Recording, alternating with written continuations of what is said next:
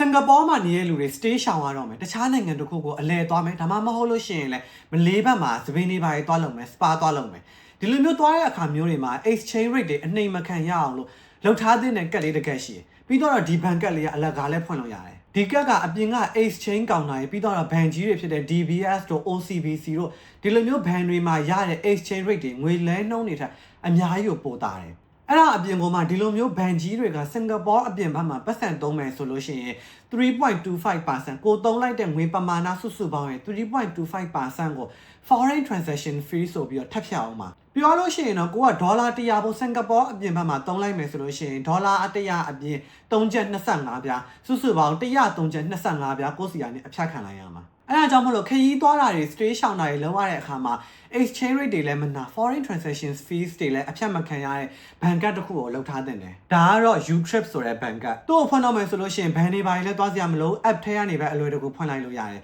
ဘန်ကောက်ကိုလည်းစင်ကာပူနိုင်ငံအတွက်မှာအင်တိုင်းရန်ရောက်တာ free delivery အနေနဲ့ပို့ပေးတယ်။သူ့ကိုဖုန်းဖို့အတွက် FIN number တို့ SIM pass တို့တခုခုရှိဖို့လိုတယ်။ပြောမယ်ဆိုလို့ရှိရင်တော့ student pass ကင်ထားတဲ့ကျောင်းသားတွေပဲဖြစ်ဖြစ် work permit တို့ S pass တို့ကင်ထားတဲ့လူတွေပဲဖြစ်ဖြစ်ဘယ်သူမှဆိုဖွင့်လို့ရတယ်။အဲ့တော့ဒီကတ်ကိုဘာမှသုံးလို့ရမလဲဆိုလို့ရှိရင်နိုင်ငံပေါင်း150ကျော်မှာသုံးလို့ရတယ်။ကျွန်တော်တို့လူမျိုးတွေ stay အရှောင်များတဲ့ Thai တို့မလေးတို့ Vietnam တို့ Laos တို့ဒီနိုင်ငံတွေအကုန်လုံးမှာသုံးလို့ရတယ်။သူက prepaid ကတ်မျိုးအစားဆိုလိုချင်တာကသူ့ကိုကြိုက်တဲ့ဘဏ်တွေဘဏ်ကတ်တွေပြီးတော့ပေးအောင်ဒါရဲ့အကုန်လုံးနဲ့ငွေကြိုဖြည့်လို့ရတယ်။ဒီလိုမျိုးငွေဖြည့်ပြီးသွားပြီဆိုလို့ရှိရင်သူ့ကိုသုံးလို့ရတဲ့နီလန်းကနှစ်ခုရှိရယ်။ပထမဦးဆုံးနီလန်းကကြတော့ကျွန်တော်တို့စင်ကာပူဒေါ်လာဈေးကောင်းနေတဲ့အချိန်ဈေးတက်နေတဲ့အချိန်မှာကိုလိုချင်တဲ့ currency ကိုကြိုပြီးတော့ exchange လုပ်ထားလို့ရတယ်။လဲထားပြီးတော့တင်ထားလိုက်လို့ရတယ်ဒီလိုမျိုးလဲထားလိုက်ပြီဆိုလို့ရှိရင်ကိုသုံးတော့မယ်ဆိုတဲ့အချိန်ကြတော့မှကိုလိုချင်တဲ့ currency ကိုအစင်နဲ့သုံးလိုက်ရုံပဲဒါကပထမနီလန်ဒုတိယနီလန်ကကြတော့ကိုက exchange rate တက်တာကြီးကြာ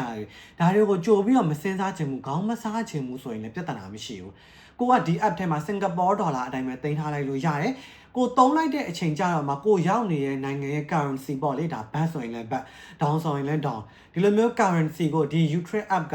လက်ရှိပေါက်နေတဲ့ပေါက်ဈေးအတိုင်းသူကဖြတ်သွားမှာဒီလိုဖြတ်သွားတာတော့မှတခြားဘဏ်တွေရဲ့ပေါက်ဈေးထက်တော့သူကအများကြီးပိုကောင်းသေးတယ်ဒီနေရာမှာတခုပြောစရာရှိတာကသူက prepaid master card အမျိုးအစားဆိုတော့ဘဏ်ကြီးတွေလောက်တော့အတိုးရခြင်းမှာရလိမ့်မယ်ပြီးတော့တခြားဘဏ်တွေဘဏ်ကြီးတွေလောက်လည်း customer service ကတော့ကောင်းမှာမဟုတ်ဘူး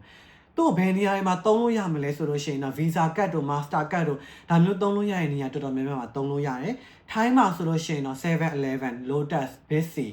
ပြီးတော့ကုန်တိုက်တော်တော်များများပေါ့လေဒီလိုမျိုးနေရာမျိုးတွေမှာသုံးလို့ရတယ်။နိုင်ငံတကာ ATM တွေမှာလည်းဒီကတ်ကိုသုံးပြီးတော့ငွေသားပြန်ထုတ်လို့ရတယ်။ဒါပေမဲ့နိုင်ငံအလိုက်တော့ limit တွေ transaction fees တွေတော့ရှိနိုင်တယ်။အဲ့တော့ညီကုန်းချုပ်ပြီးတော့ပြန်ပြောရလို့ရှိရင်ကျွန်တော်ကဘယ်လိုမျိုးသုံးလဲဆိုတော့ Thai တို့ Vietnam တို့သွားတဲ့အခါမျိုးတွေမှာငွေသားကတော့အထိုက်အလျောက်တော့လိုသုံးမယ်အထူးသဖြင့်လမ်းဘေးဈေးဆိုင်တွေဒါဈေးတန်းတွေမှာသွားဝယ်တဲ့အခါမျိုးတွေမှာဆိုလို့ရှိရင် cash လိုသေးတာဆိုတော့အထိုက်အလျောက်တော့ဒါ exchange လုပ်သွားဖို့လိုတယ်လဲသွားဖို့လိုတယ်ဒါပေမဲ့ဘဏ်ကတ်လက်ခံတဲ့ဘယ်နေရာပဲဖြစ်ဖြစ် 7-Eleven, Bixi ကုန်တိုက်တွေဒီလိုမျိုးနေရာတွေမှာဆိုလို့ရှိရင်တော့ဘဏ်ကတ်ကိုပဲအဓိကဦးစားပေးပြီးတော့သုံးတယ်ဘဏ်ကတ်လက်မခံတဲ့နေရာတွေမှာဒါငွေသားကိုသုံးတယ်အဲ့တော့ဒီ U-Trip ကတ်ကငွေသားလဲပြီးသုံးတာရောတခြားဘဏ်ကတ်တွေသုံးတာရောဒါ exchange rate ကပိုပြီးတော့ကောင်းတယ်ပြီးတော့သူ့စီမှာကတခြားဘယ် service fees မှလည်းထပ်မဖြတ်ဘူးအဲ့တော့လက်ရှိဗီဒီယိုကြည့်နေတဲ့လူတွေက stay ရှောင်တဲ့အခါမျိုးတွေမှာဘယ်ဘဏ်ကတ်တွေကိုသုံးလဲဒါမှမဟုတ်လို့ရှိရင်ရောငွေသားလဲပြီးတော့သုံးကြရလားဆိုတော့အောက်က comment ထဲမှာ